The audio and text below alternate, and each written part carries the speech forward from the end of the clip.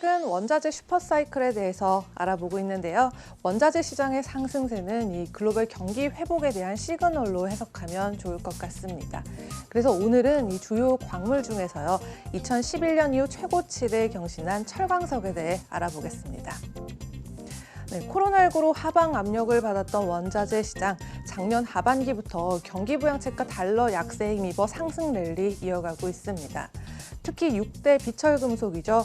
구리, 알루미늄, 아연, 납, 니켈 주석과 또 철강 생산의 원료인 철광석은 이 전 세계 인프라 건설에 필수적인 원자재들입니다.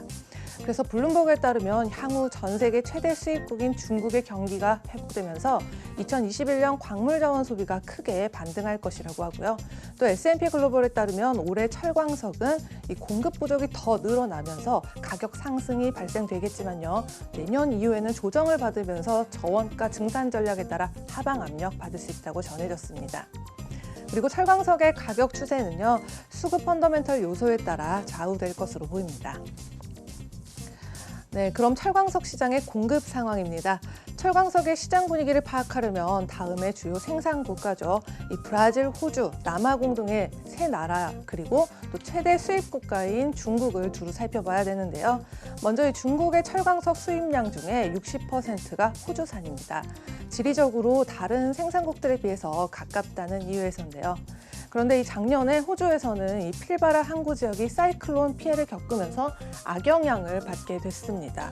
그리고 이번 1월 14일이죠. 이 브라질 최대 생산 기업인 발레는 이 폰타다 마이데라 이 항구에서 철광석 수출 터미널이 화재를 겪으면서 지난 연간 3,200만 톤의 수출이 어렵게 됐다고 합니다.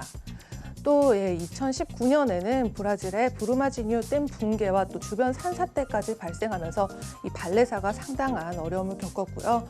또 코로나19로 주요 생산 국가의 광산 조합이 영향을 받기도 했습니다. 그럼 이 수요 상황도 살펴볼까요? 역시 공급에 비해서 수요는 높은데요.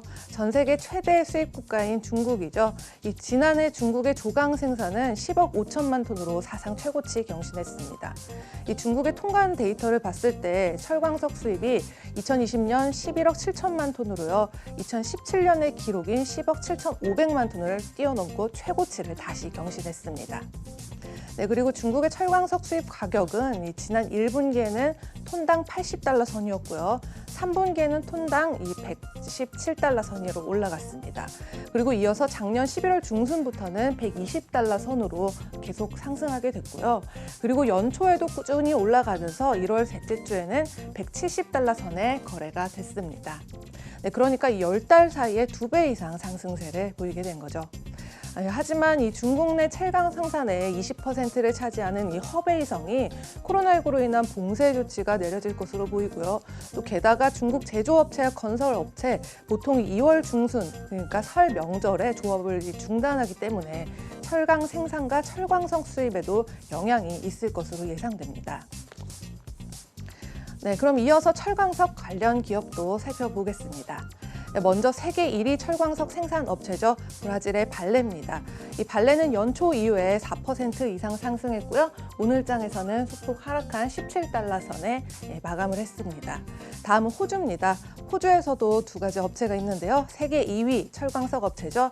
BHP 빌리턴은 연초 이후에 11% 이상 상승을 했고요. 오늘장에서는 2% 가까이 상승한 72달러 선에 마감했습니다. 그리고 세계 3위인 리오턴톤은요. 이 연초 대비 9% 이상 상승했고요. 전장 대비 상승한 82.67달러에 마감했습니다.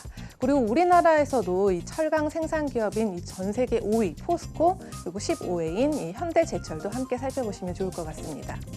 그리고 이 철광석 상승세 이 전반적인 흐름 따라가고 싶다 하시는 분들은요.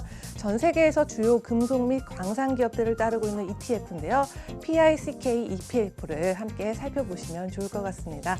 지금까지 글로벌 금융시장 신풍 브리핑 펄스였습니다.